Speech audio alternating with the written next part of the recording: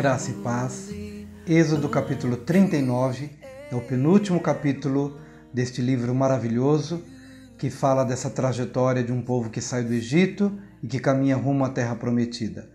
Mas é um capítulo também importante porque ele fala da confecção da vestimenta, das peças da vestimenta do sumo sacerdote, bem como dos sacerdotes. E a vestimenta do sumo sacerdote é muito especial, porque ela revela espiritualmente as vestimentas de Cristo.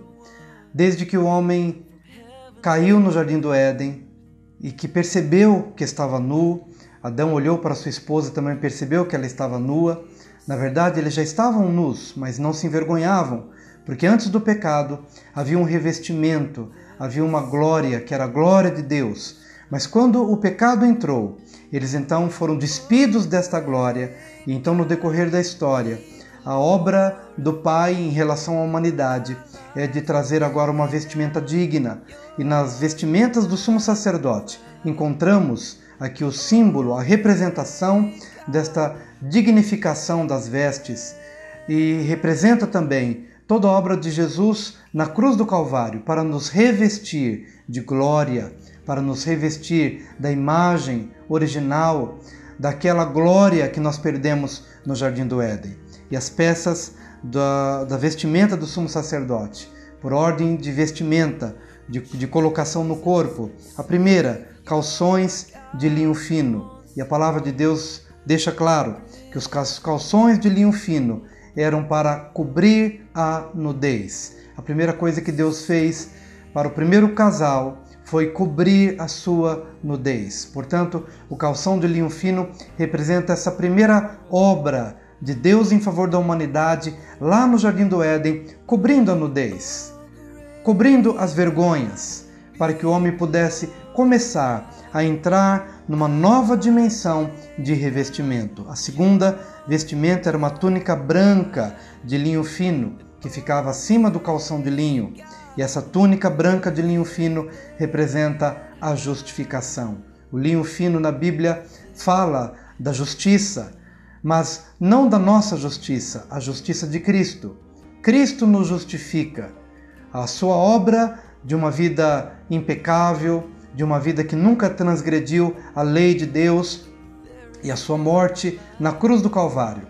Todas estas obras de Cristo em nosso favor tiveram como efeito prático a nossa justificação.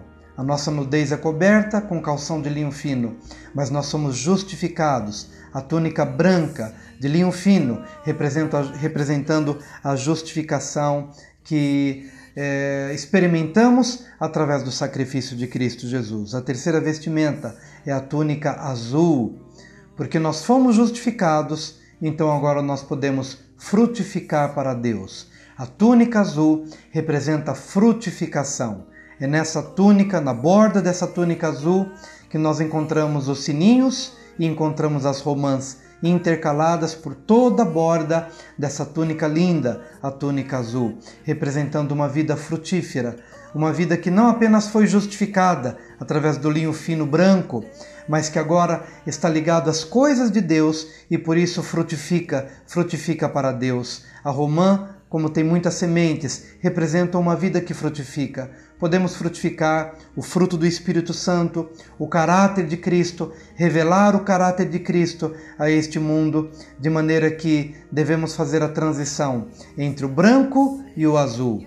No branco somos justificados, mas no azul começamos a frutificar para Deus. E então, acima da túnica azul, temos a estola sacerdotal, que era parte do vestuário mais importante do sumo sacerdote, justamente porque as cores desta estola estavam identificadas com todas as cores do tabernáculo. O ouro, que fala do que é divino, a púrpura, que fala do que é real ou da realeza, o carmesim, que fala do sacrifício ou do sangue, e o azul, que nos lembra o céu.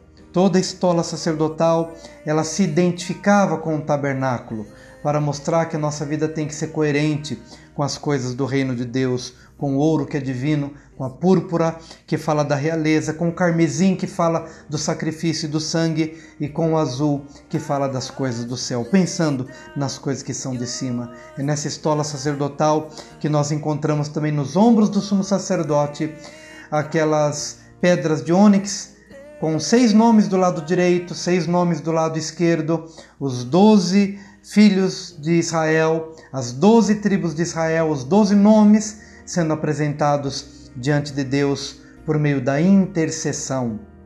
Fomos chamados a desenvolver o ministério da intercessão. Cristo intercede por nós e nós somos chamados para desenvolver esse ofício, para intercedermos em favor da humanidade. A direção, o Urim e o Tumim, o sim e o não de Deus, as direções de Deus hoje, no nosso coração, por meio de uma relação viva com o Espírito Santo de Deus, que nos dirige pela palavra, que nos dirige pelo testemunho interior, que nos dirige pela paz no nosso coração, ou mesmo pela ausência de paz. Ele nos mostra o caminho que nós devemos andar. E no peitoral dessa estola sacerdotal, as 12 pedras preciosas, porque é assim que Deus nos vê, não mais como pedras brutas, arrancadas de um solo pecaminoso, mas pedras trabalhadas e pedras preciosas que somos por causa da obra do Senhor Jesus Cristo a nosso favor. O cinto com as mesmas cores, o ouro, o azul, a púrpura, o carmesim, as mesmas cores. O cinto que ajusta as peças e que nos faz lembrar que devemos viver uma vida coerente com todo o tabernáculo. A mitra de linho fino, que é um turbante sobre a nossa cabeça, sobre a cabeça do sumo sacerdote, sobre a cabeça de Jesus. Uma mente limpa, uma mente santa, sem pensamentos maliciosos, sem pensamentos de revanche, de vingança, mas pensamentos puros, verdadeiros, honestos, justos, amáveis, onde há algum louvor, onde há boa fama, onde há alguma virtude.